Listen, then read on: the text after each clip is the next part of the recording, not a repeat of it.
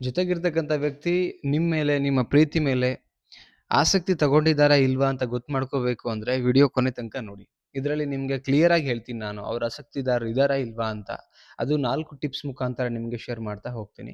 ಅದಕ್ಕೂ ಮುಂಚೆ first time ನಮ್ಮ ಚಾನಲ್ ನೋಡ್ತಾ ಇದ್ರೆ ಸಬ್ಸ್ಕ್ರೈಬ್ ಮಾಡಿ, ಸಪೋರ್ಟ್ ಮಾಡಿ.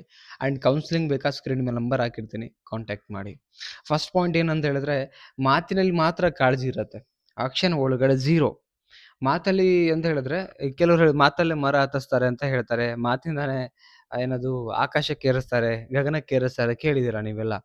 ಅಂದ್ರೆ ಮಾತಲ್ಲಿ ಮನೆ ಕಟ್ತಾರೆ ಬಿಟ್ರೆ, ಪ್ರೀತಿ ಅನ್ನೋದು ಜಸ್ಟ್ ಓನ್ಲಿ ಫಾರ್ ದ ಮಾತ್. ನಿಮಗೆ ಹುಷಾರಿಲ್ಲದಿರ್ಬೇಕಾದ್ರೆ ಕಾಳಜಿ ತಗೊಳಲ್ಲ. ನಿಮಗೆ ಟಯರ್ಡ್ ಆಗಿದ್ಯಾ ಕಾಳಜಿ ತಗೊಳಲ್ಲ. ನೀವೇನೇ ಹೇಳಿದ್ರು ಒಂದು ಕೇಳಲ್ಲ. ಹೇಳಿದ್ರೆ ಸಿಕ್ಕಾಪಟ್ಟೆ ಇಷ್ಟಪಡ್ತೀನಪ್ಪ, ನೀನಂದ್ರೆ ನಂಗೆ ಪ್ರಾಣ, ಇದನ್ನ ಹೇಳ್ತಾರೆ. ಆದ್ರೆ ಪ್ರಾಣ ಅಂತ ಹೇಳಿದ ವ್ಯಕ್ತಿ ನೀವಲ್ಲಿ ಪ್ರಾಣ ಹೋಗೋ ಥರ ಅಲ್ಲಿ ಒದ್ದಾಡ್ತಿದ್ರೆ ನೋಡ್ಕೊಂಡು ಸುಮ್ಮನೆ ಹೊರಟೋಗ್ಬಿಡ್ತಾರೆ. ಕೇರ್ ಮಾಡಲ್ಲ. ಊಟ ಮಾಡ್ದ, ತಿಂಡಿ ತಿಂದ, ಪ್ರಾಬ್ಲಮ್ಸ್ ಆಗಿದೆಯಾ, ನಿನ್ನ ಪರ್ಸನಲಿ ಫಿಸಿಕಲಿ ಏನು ಪರ್ಸನಲ್ ಪ್ರಾಬ್ಲಮ್ ಆಗಿದೆ, ಮೆಂಟಲಿ ಏನು ಪರ್ಸನಲ್ ಪ್ರಾಬ್ಲಮ್ ಆಗಿದೆ. ಸೊ ನನ್ನ ಪ್ರಕಾರ ಪ್ರಾಬ್ಲಮ್ಸ್ ಬಂದಾಗ ಇಬ್ರೂ ಕೂಡ ಅಷ್ಟೇ. ಉದಾಹರಣೆ ಹುಡುಗನಿಗೆ ಪ್ರಾಬ್ಲಮ್ ಆಯ್ತಾ, ಅದನ್ನ ಹುಡುಗಿ ಅರ್ಥ ಮಾಡ್ಕೊಂಡು ಆ ಪ್ರಾಬ್ಲಮಿಗೆ ನಿಂತ್ಕೋಬೇಕು. ಇಬ್ರು ಸೇರಿ ಸರಿಪಡಿಸೋಣ ಅಂತ. ಹುಡುಗಿ ಹಂಗಾದ್ರೆ ಹುಡುಗನೂ ಅಷ್ಟೇ.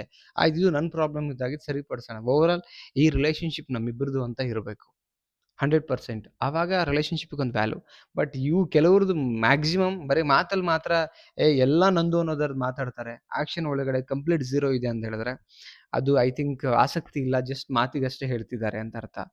ನೆಕ್ಸ್ಟ್ ಪಾಯಿಂಟ್ ಏನಂತ ಹೇಳಿದ್ರೆ, ಸಮಯವನ್ನ ಬೇರೆಯವ್ರ ಜೊತೆ ಜಾಸ್ತಿ ಕಳೀತಾರೆ. ನಿಮ್ಮೊಟ್ಟಿಗೆ ಹೇಳ್ತಾರೆ, ನೀನಂದ್ರೆ ಪಂಚಪ್ರಾಣ, ನೀನಂದ್ರೆ ಅದು ಇದು ಎಲ್ಲ ಹೇಳ್ತಾರೆ. ಬಟ್ ಫ್ರೀ ಇದ್ರೂ ಸಮಯ ನಿಮ್ಮೊಟ್ಟಿಗೆ ಹಂಚ್ಕೊಳ್ಳಲ್ಲ. ಇನ್ಯಾರ್ದೋ ಒಟ್ಟಿಗೆ ಸಮಯ ತುಂಬಾ ಸ್ಪೆಂಡ್ ಮಾಡ್ತಿರ್ತಾರೆ. ಕೇಳಿದ್ರೆ ಕಾರಣ ಕೊಡ್ತಾರೆ, ಇಂಪಾರ್ಟೆಂಟ್ ಅದು ಇತ್ತು, ಕೆಲಸ ಇತ್ತು, ಮೀಟಿಂಗ್ಸ್ ಇತ್ತು, ಏನೋ ತುಂಬಾ ಮುಖ್ಯವಾದ ವಿಚಾರ ಮಾತಾಡ್ತಿತ್ತು ಅಂತ ಹೇಳ್ತಾರೆ. ಬಟ್ ಏನೂ ಇರಲ್ಲ. ನಿಮ್ಮೊಟ್ಟಿಗೆ ಸಮಯ ಕಳಿಬಾರ್ದು ಅಂತಾನೆ ಬೇರೆಯವರೊಟ್ಟಿಗೆ ಸಮಯ ಕೇಳಕ್ಕೆ ಇದೆಲ್ಲ ಕಾರಣಗಳನ್ನು ಕೊಡ್ತಾ ಇದ್ದಾರೆ. It's clear. ಬಿಕಾಸ್ ಒಂದಿನ ಅಲ್ವಲ್ಲ, ಎವ್ರಿಡೇನೂ ಅದೇ ನಡೀತಾ ಇದೆ ಅಂದ್ಮೇಲೆ ನಿಮಗೆ ಅಲ್ಲಿ ಕ್ಲಿಯರಾಗಿ ಗೊತ್ತಾಗೇ ಆಗತ್ತಲ್ಲ. ಕೂತ್ಕೊಂಡು ಮಾತಾಡ್ತಾರಾ ಎವ್ರಿಡೇ? ಇಷ್ಟ, ಕಷ್ಟ, ನಿಮ್ಮ ಜೊತೆ ಪ್ರೀತಿಯಿಂದ ನಡ್ಕೊಂಡಿದ್ದುಂಟಾ? ಇಲ್ಲ. ತುಂಬಾ ಕಡಿಮೆ ಅಲ್ವಾ? ಅಲ್ಲಿ ಗೊತ್ತಾಗತ್ತೆ ಆ್ಯಕ್ಚುಲಿ.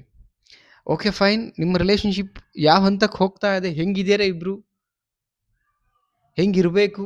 ಇದನ್ನ ಡಿಸ್ಕಷನ್ ಮಾಡ್ತಾರೇನೋ? ಹೆಂಗಿದ್ರೆ ಏನು ನನಗೆ ಬೇಕಾಗಿಲ್ಲ. ಬೇರೆಯವರೊಟ್ಟಿಗೆ ಸಮಯ ಕಳಿತೀನಿ ಅನ್ನೋದು ಆಸಕ್ತಿ ಇಲ್ದಿರೋರು ಹೇಳುವಂಥ ಒಂದು ಪಾಯಿಂಟ್. ನೆಕ್ಸ್ಟ್ ಪಾಯಿಂಟ್ ಏನಂತ ಹೇಳಿದ್ರೆ, ನಿಮಗೆ ರೆಸ್ಪಾನ್ಸಿಬಿಲಿಟಿ ತಗೊಳ್ಳೋದು ಬಹಳ ಕಡಿಮೆ. ರಿಲೇಶನ್‌ಶಿಪ್ಪಲ್ಲಿ ನಿಮ್ಮ ಬಗ್ಗೆ ರೆಸ್ಪಾನ್ಸಿಬಿಲಿಟಿ ತಗೊಳ್ಳಿಲ್ಲ ಅಂತ ಹೇಳಿದ್ರೆ, ಅಗೇನ್ ಆ ರಿಲೇಶನ್‌ಶಿಪ್ ಒಂಟಿನೇ ಆ್ಯಕ್ಚುಲಿ. ಆ್ಯಂಡ್ ರೆಸ್ಪಾನ್ಸಿಬಿಲಿಟಿ ತಗೊಳ್ತಿಲ್ಲ ಪ್ರಾಕ್ಟಿಕಲಿ ನೋಡೋದಾದ್ರೆ. ಜಸ್ಟ್ ಹೇಳ್ತಾರೆ, ನೀನು ಹಂಗೆ ಹಿಂಗೆ ಎಲ್ಲ ಹೇಳ್ತಾರೆ. ಪಂಚಪ್ರಾಣ ನೀನೆಲ್ಲ ಅಂದರೆ ಬದುಕಲ್ಲ, ಅದು ಇದು ಹೇಳ್ತಾರೆ. ಬಟ್ ನಿಮ್ಮ ಬಗ್ಗೆ ರೆಸ್ಪಾನ್ಸಿಬಿಲಿಟಿ ಅಂತ ಬಂದಾಗ ಏನೇನು ತಗೊಳ್ತಾ ಇಲ್ಲ. ಅವ್ರ ಲೈಫಲ್ಲಿ ಎಂಟ್ರಿ ಆಗಿದ್ದೀರಿ ಅಂದಮೇಲೆ ಅವ್ರ ರೆಸ್ಪಾನ್ಸಿಬಿಲಿಟಿ ತಗೊಬೇಕು. ಬಟ್ ರೆಸ್ಪಾನ್ಸಿಬಿಲಿಟಿನೇ ಇಲ್ದಿರಾ ಮೂವ್ ಆನ್ ಮಾಡ್ತಿದ್ದಾರೆ, ಹೋಗ್ತಿದ್ದಾರೆ ಅಂತ ಹೇಳಿದ್ರೆ ಆಸಕ್ತಿ ಇಲ್ಲ ಆ್ಯಕ್ಚುಲಿ. ಆಸಕ್ತಿ ಇದ್ರೆ ಎಲ್ಲ ಕಷ್ಟ ಆದರೂ ತಗೊಳ್ತಾರೆ. ಪ್ರಯತ್ನ ಪಡ್ತಾರೆ, ಉಳಿಸ್ಕೊಬೇಕಪ್ಪ ನನ್ನ ಲೈಫಲ್ಲಿ ಇದು ಅಂತ, ನಾನು ತುಂಬ ಮುಖ್ಯ ಇರೋದು ಅಂತೇಳಿ. ಬಟ್ ಅವರಿಗೆ ಆಸಕ್ತಿ ಇಲ್ಲ ಅಂದರೆ ರೆಸ್ಪಾನ್ಸಿಬಿಲಿಟಿ ಹೆಂಗೆ ತಗೊಳ್ತಾರೆ? ಕರೆಕ್ಟ್. ನೆಕ್ಸ್ಟ್ ಪಾಯಿಂಟ್, ಸಮಾಜಕ್ಕೋಸ್ಕರ ಮಾತ್ರ ಬದುಕ್ತಾರೆ. ನಾನು ಕೇಳ್ತೀನಿ ಎಷ್ಟೋ ರಿಲೇಶನ್‌ಶಿಪ್ಪಲ್ಲಿ ಲೈಕ್ ಹೆಂಗೆ ಇರ್ತಾರೆ, ಹಸ್ಬೆಂಡ್ ಆ್ಯಂಡ್ ವೈಫ್ ಮಧ್ಯೆ ನಡೀತಾ ಇರುತ್ತೆ.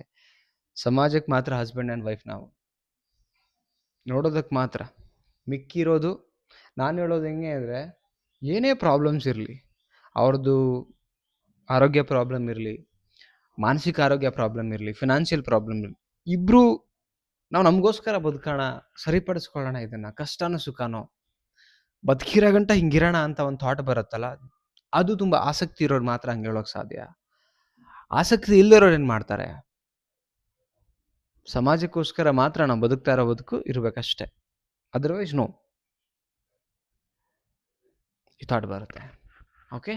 ಈ 4 ಪಾಯಿಂಟ್ಸ್ ಇತ್ತು ಅಂತ ಹೇಳಿದ್ರೆ ಡೆಫಿನೆಟ್ಲಿ ನಿಮ್ಮ ಮೇಲೆ ಆಸಕ್ತಿನೇ ಇಲ್ಲ. ಸುಮ್ಮನೆ ನೀವು ಏನೇನೋ ಅಂದ್ಕೊಂಡು ಎಕ್ಸ್ಪೆಕ್ಟೇಷನ್ ಇಟ್ಕೊಂಡು ಕೊರಗ್ತಾ ಕೂತ್ಕೊಂಡ್ಬಿಡಬೇಡಿ.